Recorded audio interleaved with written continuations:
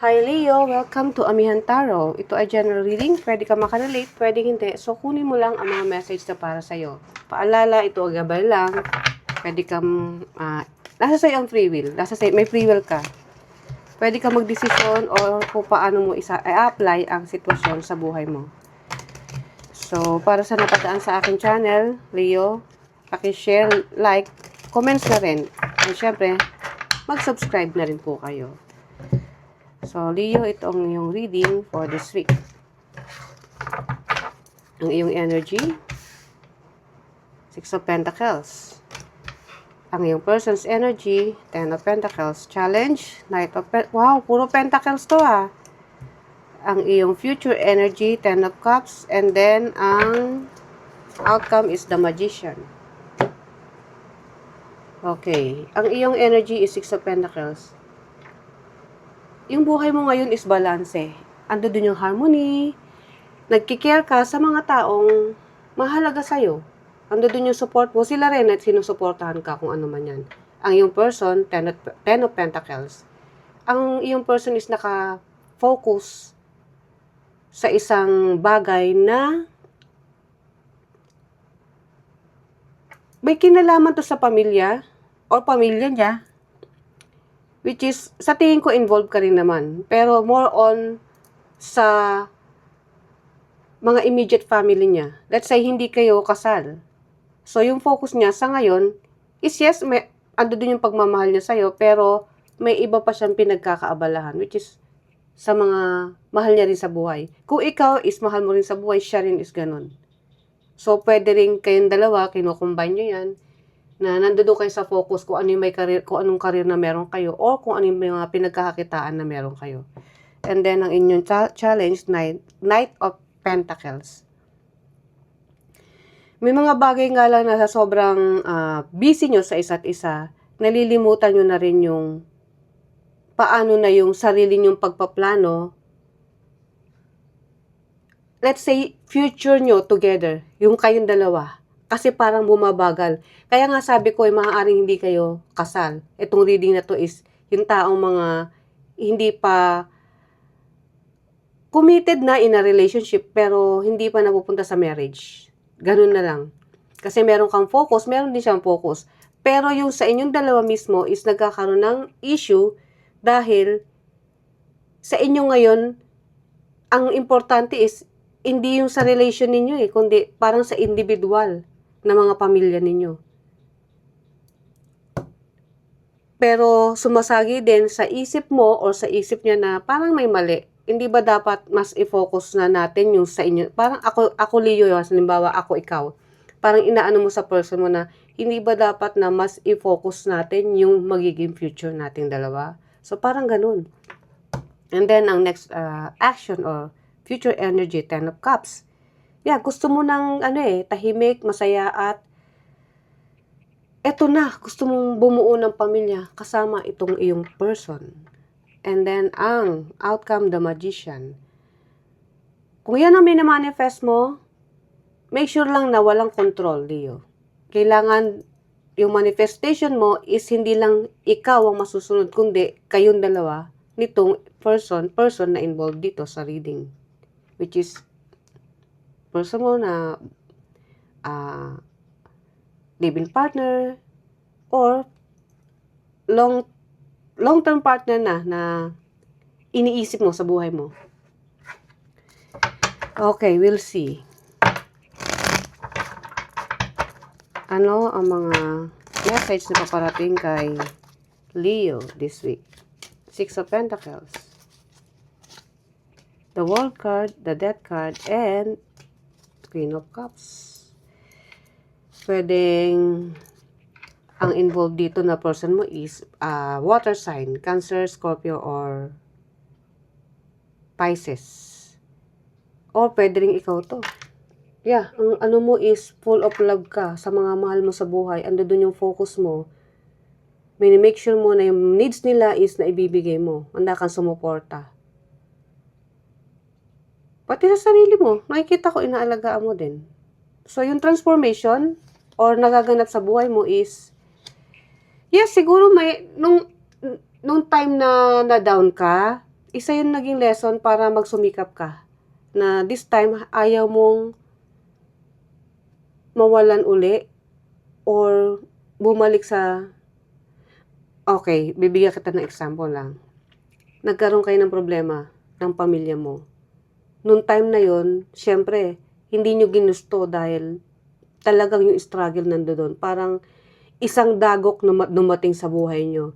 And then, nung nagsumikap ka, hindi mo hinayaan yon, pwedeng literal na ng ibang bansa ka pa para lang mabigyan ng magandang future yung mga mahal mo sa buhay. That's why ngayon, ando dun na yung, kumbaga, nagkaroon ng gain, nagkaroon ng balance yung buhay nyo when it comes to financial stability. Kumbaga, nagkaroon kayo ng, kumbaga, na-secure mo ang iyong pamilya dahil sa pagsusumikap mo. At ayaw mo nang bumalik sa ganong sitwasyon. And then, ang iyong person, Ten of Pentacles. Ten of Pentacles, kinlarify ng nagkakadikita ng mga baraha. Eight of Pentacles, Four of Swords, and the Seven of Wands.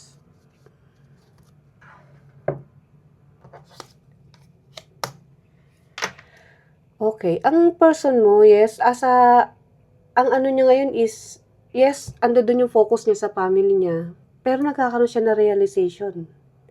Realization na may time na nananahimik, maaaring minsan hindi mo makakano tong person mo, makausap. Kasi nandoon sa naguguluhan to. Parang gusto niya magkaroon muna ng space sometimes. Dahil pinag-iisipan niya na rin na kailangan niya na rin maging matalino. Hindi lahat ng pinaghihirapan niya is mapupunta sa, yes, mga mahal niya sa buhay, pero iniisip niya na rin yung stability na gusto niya sa iyo. Yung kayong dalawa. Oh, kasi nakikita kong itong taong to, napakasipag. Talaga yung determination na doon, pero nag-i-struggle din siya. Maaaring hindi niya lang din sinasabi sa'yo. Na maaaring ano din to ha, napapansin mo minsan na pagka tinext mo or tinawagan mo, gusto niya muna nang mag-isa siya. Kasi naguguluhan pa siya kung paano pag gumawa na siya ng buhay kasama ka, paano naman yung iba na umaasa rin sa kanya. Pwedeng ganun. And then Knight of Pentacles. Ang challenge. Ace of Swords, Three of Swords, and Four of Wands. Okay, totoo nga na pagdating sa yung kayong dalawa na, doon nagkakaroon ng challenge. Pero, either ikaw or siya, o parehas kayo, mag-uusap na dito no, ng maigi. Yung totoong pag-uusap. One-on-one. Ang nakikita ko magtatanong dito is ikaw eh. Kung ano ba ang relasyon na meron kayo at kung ano ka ba. Kung gaano ka ba kahalaga sa buhay niya. Parang papipiliin mo siya rito eh. Na sa'yo, okay lang na masaktan ka. Kung ano man yung magiging sagot niya sa'yo, it's okay, tatanggapin mo yan. Kung sakaling piliin niya muna sa ngayon yung mga tinutulungan niyang iba sa buhay niya. At kung magiging masaya or positive yung outcome na resulta ng pag-uusapan ninyo, is, natural, ikatutuwa mo yan. So, nandoon ka sa, oo, gusto mo ng clarity, pero handa ka kung pangit yung magiging resulta or maganda. Okay. So, ready ka pala kung ano man yun. At kung sakali mang hindi maganda at hindi mo na siya pumayag sa ngayon, tutuloy mo yung kung ano yung mga sitwasyon na nagpapasayo sa'yo at yung mga tao na sumusuporta sa'yo, maaaring dun ka rin muna magpo-focus.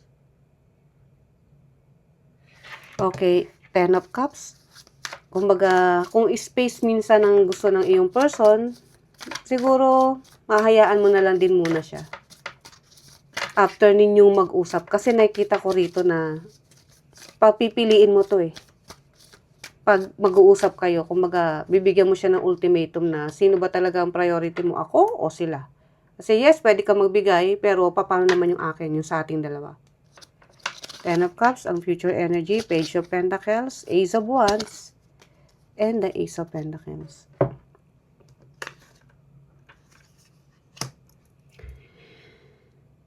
So, kung ano man yung decision dito, kung sakaling mas piliin niya muna yung mga tinutulungan niya na mahalaga rin sa buhay niya, itutuloy mo kung ano yung sa tingin mo, passion mo. Sa trabaho, businessman yan, yung sa tingin mo magbibigay sa'yo ng inspirasyon.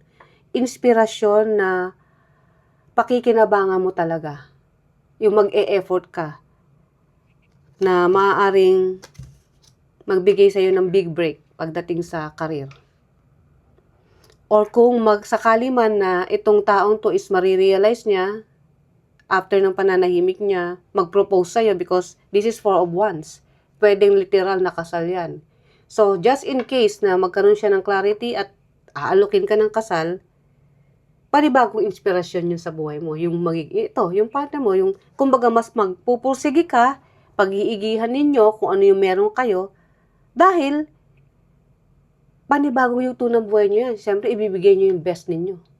So, wish fulfillment para sa inyong dalawa. Okay, and then ang outcome, the Magician, the Chariot, Two of Swords, and the Three of Pentacles. So, sabi ko nga, kung sakaling hindi niya, dalawa kasi eh. So, depende sa inyo kung saan nyo i-apply.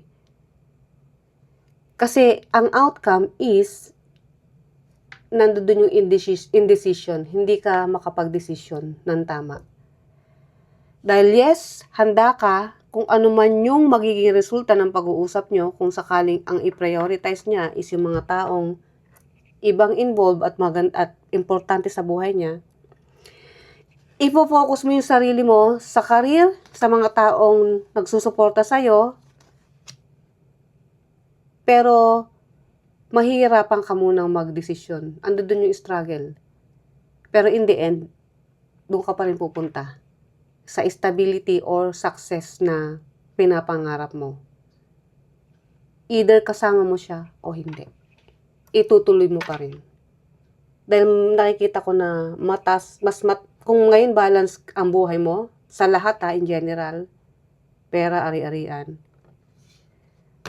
Yung stability nandoon naman sa person mo eh. Pero yun nga lang, may mga ibang sumasagi na hindi kayo magsalubong sa gusto mong mangyari sa relasyon nyo. Pero ikaw in the future, nakikita ko na yung pangarap mo ang uunahin mo. At nakikita ko na magiging successful ka ron. Pero may struggle ng konti. Dahil sa una, hindi mo alam kung itutuloy mo, magdidesisyon ka ba or what. Pero yes, magdidesisyon ka. Okay, Leo. Ito ang last message ni Universe sa'yo.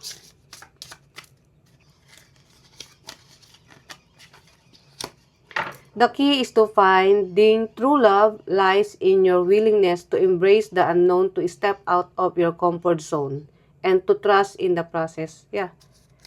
Kung saan ka, sa tingin mo tama, or kumbaga yun yung binibigay ng universe na para sa'yo, any situation pa yan, doon ka muna. At kung talagang para kayo sa isa't isa, magtiwala ka lang na isa yan sa proseso na pagdadaanan mo.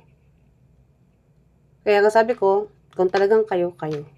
At kung meron kang ibang nakatalaga na partner sa buhay, is yun din ang mangyayari. So, Leo, ito ang iyong reading. I hope na gustuhan mo. See you ulit sa mga susunod pa natin reading. Bye!